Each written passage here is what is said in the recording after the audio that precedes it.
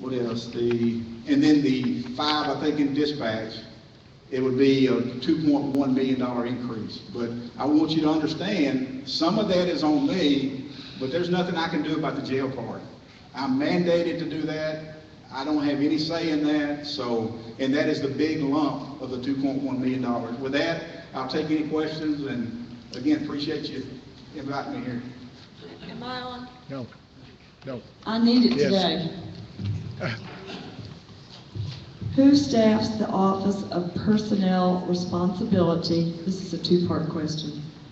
How is the Sheriff's Department prepared for and addressing the cartel influx, especially since DFW and I-20 are such favored locations for cartel activity, which directly threatens Smith County and Texas? I'm probably going to ask you to ask me that one again, because that's two totally different questions.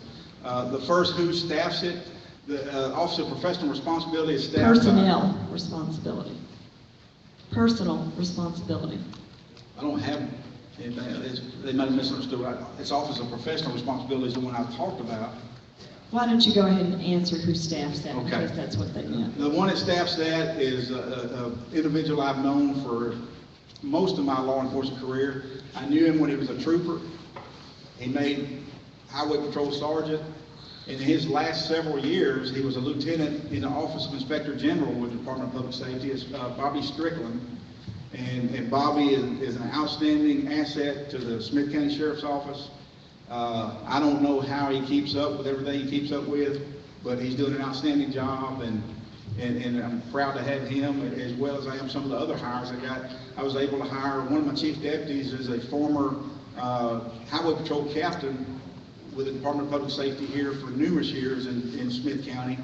And my other chief deputy is a former game warden major who I've known for 30-something years. He was a game warden when I was a detective at the Sheriff's Office in Longview years ago, back when my hair wasn't great. Still not quite as bad as Mac. Okay, the other part, Okay. I think. How is the Sheriff's Okay, Department? I remember that one. The Sheriff's Office, as late as yesterday, I met with Chief Carlson and my Special Services Lieutenant, who is over in narcotics unit, Paul Black, who I've also known from most of my law enforcement career. He was a narcotics officer here at the City of Tyler when I was rookie detective at Gray County back in the late 70s. But we talked, and we have, I can't go into detail on it, but we have things going on in Smith County right now, as we have in the past, that have cartel ties, and it would scare you to death if I could tell you what it is. It's things that we've never had to worry about before in law enforcement.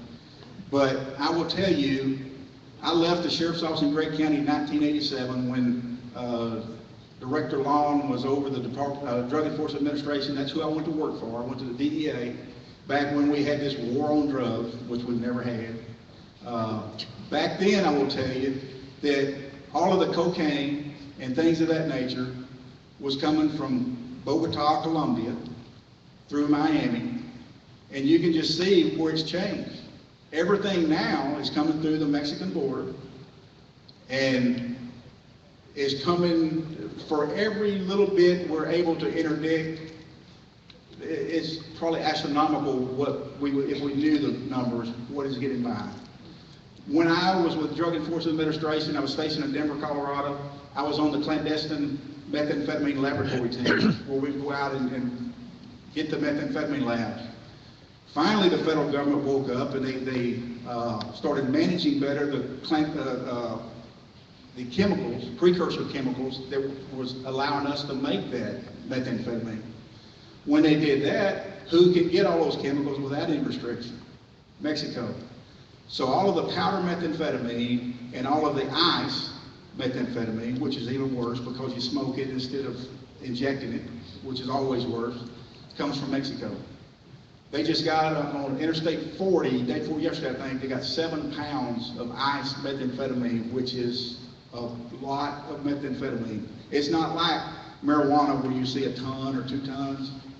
7 pounds is a significant amount. But what I will say is, where back in those days If we were doing an undercover deal, we wanted to buy kilo quantities of cocaine, we'd have to go to Houston or Dallas. And I can submit to you today that if you have the proper cooperating individual, any one day in the city of Tyler, Texas, you can buy those quantities of drugs here. And that's because they have been able to organize to the point through the cartels. The cartels, what they do, they get their family members living here, where they have the communications and everything they need. They don't come here, they stay in Mexico, but they have people here working for them. I'm not saying that to scare you, I'm telling you that because it's the truth. Larry, we've got the right man. Thank you. I know that your presentation has been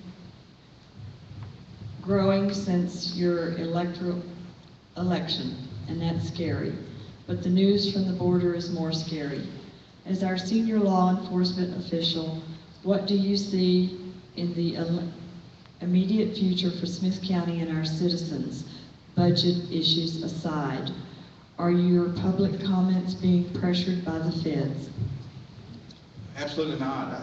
I tell you what, I was very fortunate to spend all but 2 years of my law enforcement career of 37 years here in East Texas, starting at 20 years old for Gray County Sheriff's Office, going to DEA, which is the only time I was out of Texas, but I promise you I got back here as quick as I could.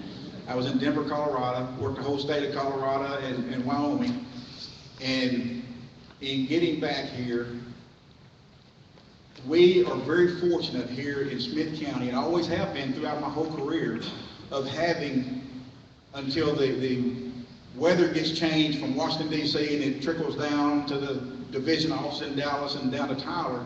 But from the perspective of the FBI here in Tyler, Drug Enforcement Administration Tyler, ICE here in Tyler, ATF here in Tyler, which is where I was able to retire from, we are very fortunate to have law enforcement officers that we work with at that level every day. And we're going to have an operation here sometime in the future that you'll see. We work very well together with our counterparts here. But I'll tell you, my fear is, at some point, they're going to get the mandate from above, which they have to follow rules. That might not be the same way of thinking that we do here. And I can assure you, even though I guess most of my career has been at the federal level, I was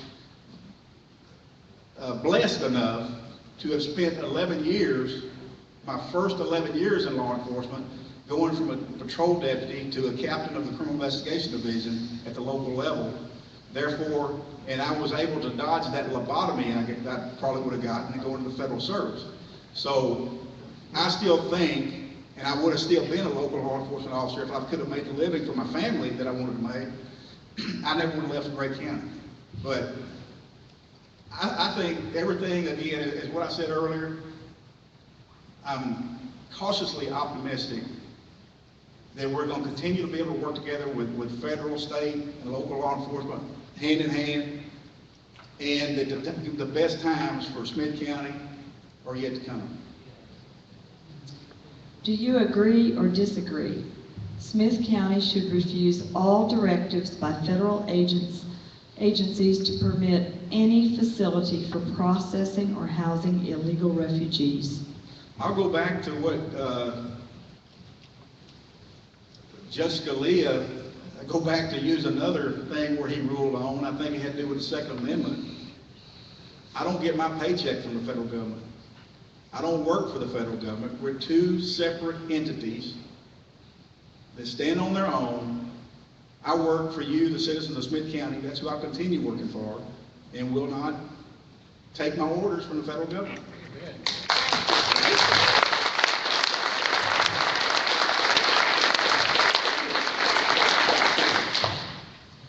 You have been quoted with two opposing viewpoints on open carry in Texas.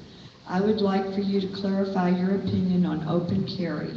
Also, what does, quote, shall not be infringed, unquote, mean to you? Okay, that's the first I've heard that I've had two different views on it. That means one of them had to be a lie, and I don't like to be classified as a liar, so there's a misunderstanding somewhere. What I was asked to do This is how it happened. News media calls us, and I just get a phone call that they called a chief of police in Smith County, and he refused, no, that's too political to comment on. And so when they called me, I said, that's too political to comment on. I was just pulling their leg. And they said, what? I said, I'm just joking. I said, I will give you a comment on it. This is my opinion as a citizen of this state and this county, just like anybody else.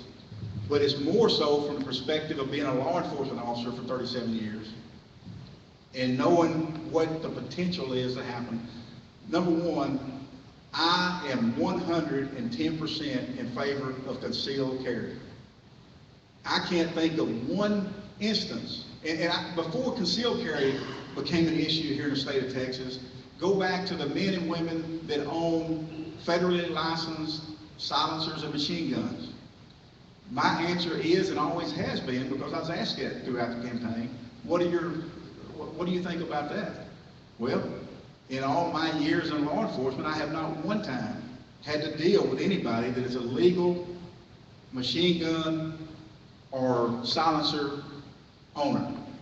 Because those individuals, that and the concealed carry individuals, are the people that are going to do the right thing, which should tell these individuals it's not the gun that's the problem, it's the people that's the problem.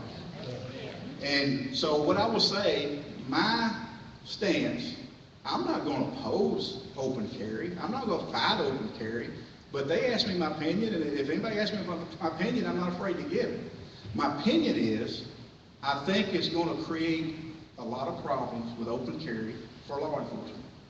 I think it's going to create a lot of problems if you go in, we don't have 7-Elevens anymore, but you go in a convenience store. You got your gun on, and you go in there, and it's in the process of being robbed. Or you're in there with your head in the Coke box, and you turn around as being robbed, you're going to be the first one to get shot. I don't want to be, I encourage my detectives, even in this hot weather now, conceal your firearm. And they have the license to carry it, even on the places that concealed carry can't take it. It's common sense. It's not that I'm against open carry, I'm just not for it. I just don't think it's prudent. I'll go a little bit farther. You've got all of these people all of a sudden want to do open carry. And I still think you have a lot of people that do the concealed carry that's going to continue to do concealed carry if it passes, which I think is the prudent thing to do. But I even have law enforcement officers, and don't laugh at this now because it happens, they go to the restroom and they come back out and their gun's out of their holster. Where's your gun at? Oh no, it's laying in there in the bathroom. What's going to happen throughout Texas when people with the best intentions leave these guns laying around and kids get a hold of them? I just think you've got to think, use your head for something besides a hat rack. Just so everybody knows, this is the same question of his thought on open carry. I don't disregard the questions. Please restate the cost of annual turnover, which is loss of trained staff.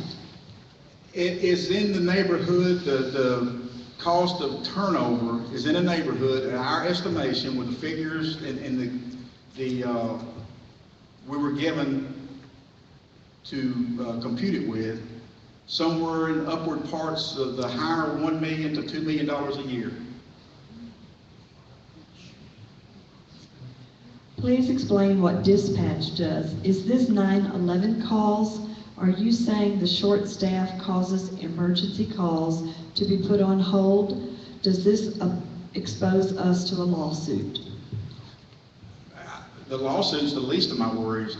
My bigger worries are us not getting to the call we need to get to in time, not getting the medical help, the ambulance there in time. That's my concern more than a lawsuit. We'll worry about the lawsuit tomorrow.